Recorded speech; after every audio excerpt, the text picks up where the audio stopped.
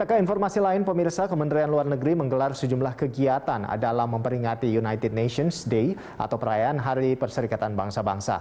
Hal ini sekaligus sebagai bentuk komitmen Indonesia yang menjunjung tinggi multilateralisme dalam agenda politik luar negeri.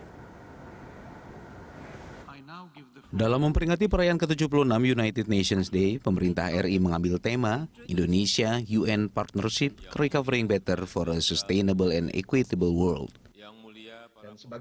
Direktur Keamanan Internasional dan Perlucutan Senjata Kemenlu, Roliansa Sumirat, selaku koordinator peringatan UN Day mengatakan dipilihnya tema ini sebagai bentuk fokus kerjasama antara Indonesia dan Perserikatan Bangsa-Bangsa dalam menghadapi pandemi COVID-19 dan memulihkan perekonomian global.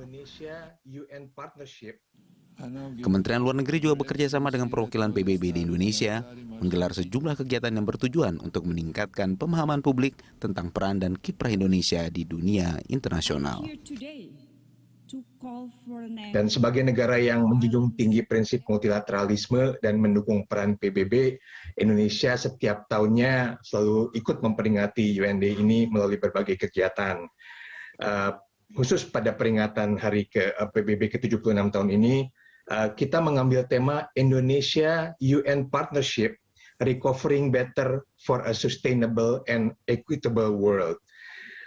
Dengan tema ini sengaja kita memfokuskan pada kemitraan Indonesia dan PBB, terutama di tengah pandemi COVID-19 dalam memperkuat upaya bersama menuju pemulihan global pasca pandemi.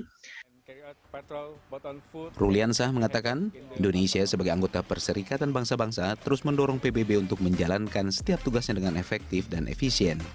Keterlibatan Indonesia terlihat dalam sejumlah kesempatan, di mana Indonesia menduduki sejumlah jabatan di PBB yang turut membahas berbagai permasalahan dan isu internasional.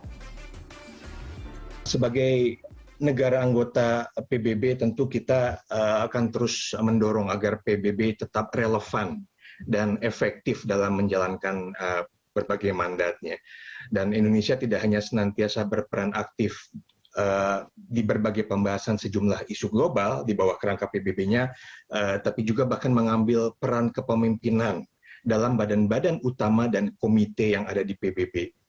Antara lain dapat saya sebutkan bahwa belum lama ini kita menjadi anggota tidak tetap Dewan Keamanan PBB periode 2019-2020. Kemudian kita juga saat ini sedang menjadi anggota Dewan Hak Asasi Manusia PBB periode 2020-2022.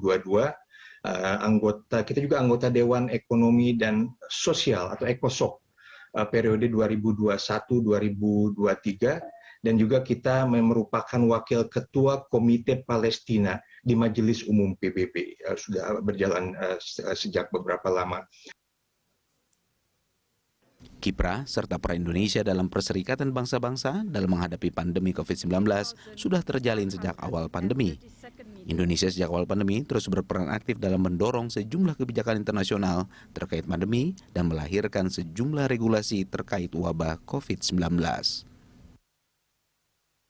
Sejak awal pandemi, Mas Kristo, Indonesia juga secara aktif bekerja sama dengan PBB sudah mencoba mencari immediate respon untuk penanganan COVID-19 ini, baik dalam pemenuhan alat kesehatan, obat-obatan, dan alat kesehatan terhadap akses terhadap vaksin yang terjangkau.